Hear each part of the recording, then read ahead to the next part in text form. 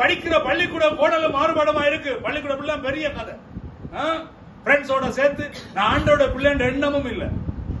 கவனமா இருங்க. பாடசாலை பிள்ளைங்க நீங்க பாடசாலை போனாலும் படித்தாலும் நான் ஏசப்பட பிள்ளைன்றத மறந்துடாது. போனவளோ பார்த்தேன், நான் வளர்த்து விட்டு ஞானஸ்தானம் கொடுத்து ஊழியத்துக்கு ஒப்பு கொடுத்தலாம். 2 பேரும் டிக்டாக்ல ஆறாம் பாருங்க சினிமா. எனக்கு ரெயின் 10 மணிக்கு இருந்து ரெயின்ல சும்மா எனக்கு எழும்பி அவனுக்கு 2 பாக்ஸிங் போட்டா என்ன கிட்ட இல்ல. அதுக்குள்ள படகடம் இப்ப புதுசு புதுசாலாம் வருதுதானே, கடகடன்னு 6 ஆளுகள் 2 பேர். நேற்று போன் எடுத்தேன், ஆன்சர் பண்ணல, வாய்ஸ் ஒன்று போட்டேன்.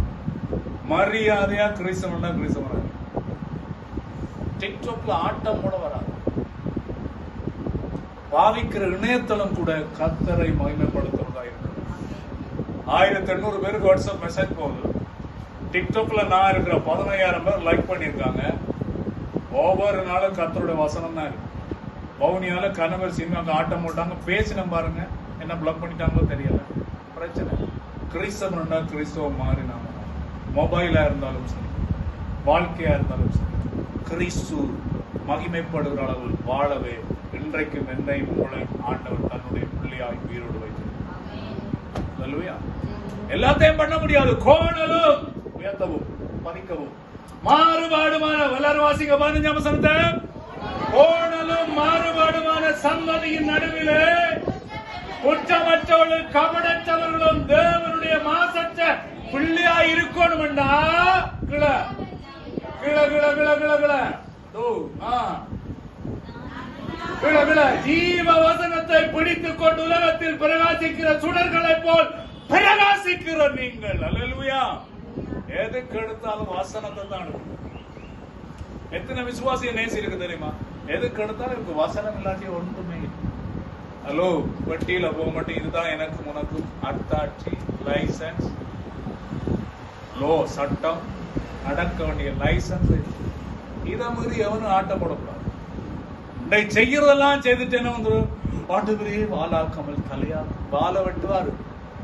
வசனத்தை விடக்கா ஜெபம் பண்ண முடியாது. ஒழுங்கா இருந்தா பாதையில் கூட அனுதாபம் ஜபிக்க தேவையில்ல. கர்த்தர் நம்ம நடக்கும். நிறைய கிறிஸ்தவன் செய்யற தில்லுமுலாம் ஞாயிற்றுக்கிழமை ஆண்டவரே என் பிள்ளைக்கு நல்ல ஒரு மாப்பிள்ளை தான். பிள்ளை வளர்த்த வளர்ப்புல நல்ல ஒரு மாப்பிள்ளை. ஒழுங்கா குடும்ப ஜெபம் இல்லாத பிள்ளைய வளர்த்துட்டு, வேத வசனம் தெரியாத பிள்ளைய வச்சுட்டு என்ன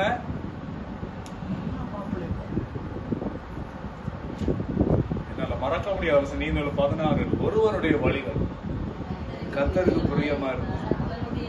அவனுடைய சத்துருக்களே ஃப்ரெண்ட்ஸ் ஆகிற அளவு கிரியை செய்கிறவரை ஆராது.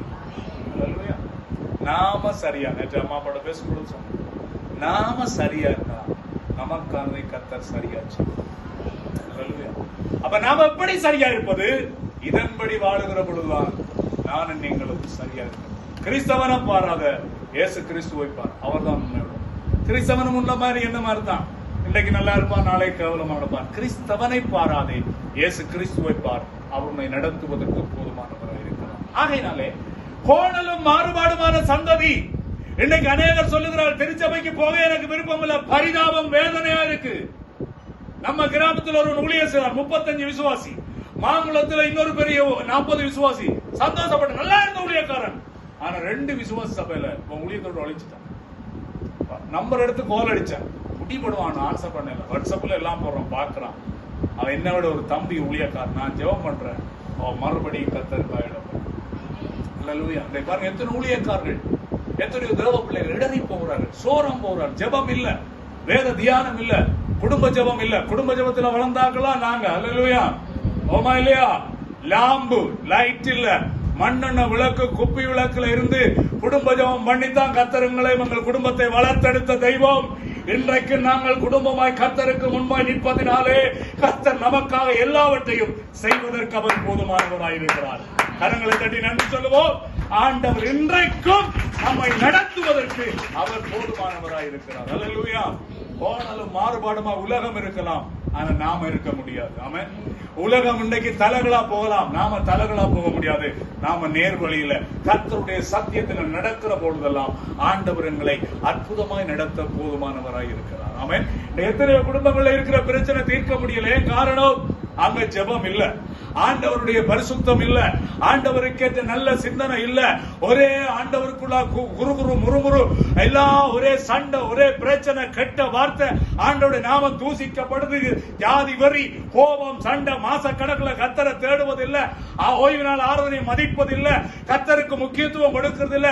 எப்படி நாம நல்ல முறையில வாழுவது, எப்படி கர்த்தர் நம்மை ஆசீர்வதிப்பது? அதுக்கு காரணம் கோடலும் மாறுபாடுமான சந்ததியின் நடுவில், தேசத்தின் நடுவில் வார்த்தையோடு நான் நீங்கள் நடப்பது உண்மையா இருந்தால் கர்த்தர்களை அற்புதமாய் நடத்துவார், கர்த்தர்களை அதிசயமாய் நடத்துவார். ஆகையினால்தான் ஆதியாகமம் 3ஆம் அதிகாரத்தை திருப்புவோம். அங்கே பார்க்கிறோம், தேவன் முதல் மனிதனையும் மனுஷியையும் தேவன் உண்டாக்கினார். வேற என்ன தெரியும் தானே? ஆதாம் ஏவாள். ஆதாமை மண்ணினாலே உருவாக்கினார். ஆதாம் மண்ணா இருக்கிறான். ஏவாள் ஆதாமுடைய எலும்பிலிருந்து வந்தவள், அதனால அவளுக்கு மனுஷி என்று பேர். ஆண்டவர் சொன்னார், 2 பேரும் ஏதேன் தோட்டத்தில் வச்சார். என்ன தோட்டத்தில் வச்சார்? நல்ல ஏதேன் தோட்டத்தில் வச்சார். அழகா இருங்களா, நல்லா இருங்களா, ஆனா உடுப்பில்ல தான் ஆண்டவர் அவங்களை வடிவா பாதுகாத்தார்.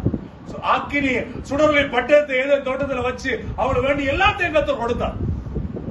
ஆனா ஒன்றை மட்டும் என்ன சொன்னார்? தோட்டத்தின் நடுவில் இருக்கிற நன்மை தீமை கனிய சாப்பிட, அவ்வளவுதான் ஆண்டவர் சொன்னார்.